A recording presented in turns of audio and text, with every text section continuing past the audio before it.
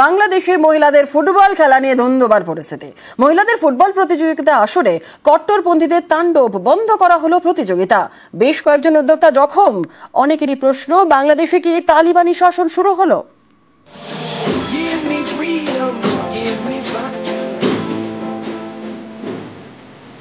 Football মানেই মনে দোলা। Football গরিব বড়লোক মানে না ছেলে মেয়ের বিভেদ। ফুটবল সবার।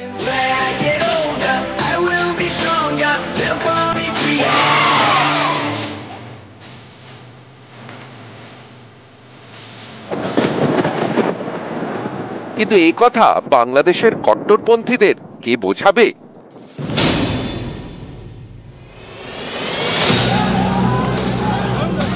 বাংলাদেশের দিনাজপুরে কট্টরপন্থীদের তাণ্ডব। ভাঙা হলো প্যান্ডেল। এই রোষের কারণ ফুটবল, মহিলাদের ফুটবল। বাংলাদেশের দিনাজপুরের হাকিমপুরে মহিলাদের ফুটবল প্রতিযোগিতার আয়োজন করা হয়। মঙ্গলবার ম্যাচ চলাকালীন হামলা চালায় তৌহিদি জনতা নামের কট্টরপন্থী গোষ্ঠী। হামলাকারীদের সাফ কথা, ফুটবল খেলবে শুধু ছেলেরা। মেয়ে হয়ে জন্মেছে তখন ফুটবল খেলা চলবে না, তাই মহিলাদের ফুটবল প্রতিযোগিতায় হামলা। এতে উদ্যোক্তাদের অনেকে জখম হন। শারীরিকভাবে যত না জখম, তার থেকে অনেক বেশি মনে মনে ক্ষত বিক্ষত।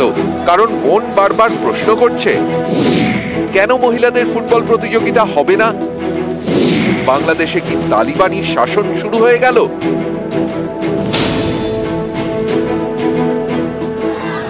দু 2021 সালের অগাস্ট থেকে আফগানিস্তানে তালিবানি শাসন। ক্ষমতায় এসেই মহিলাদের উপর নানাবিধি নিষেধ চাপায় তালিবান সরকার। মহিলা ফুটবল টিমও তুলে দেয়।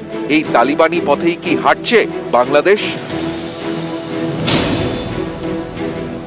এই যে ঘটনাটা ঘটেছে বাংলাদেশে, সেটা কিন্তু কোনো বিচ্ছিন্ন ঘটনা নয়। বাংলাদেশের সমাজে মহিলাদের যে অবাধ অংশগ্রহণের বিষয়টি, এটিকে তারা কিন্তু নিয়ন্ত্রিত এবং নির্দিষ্ট করতে চাইছে একটি বিশেষ ধর্মের কথা বলে।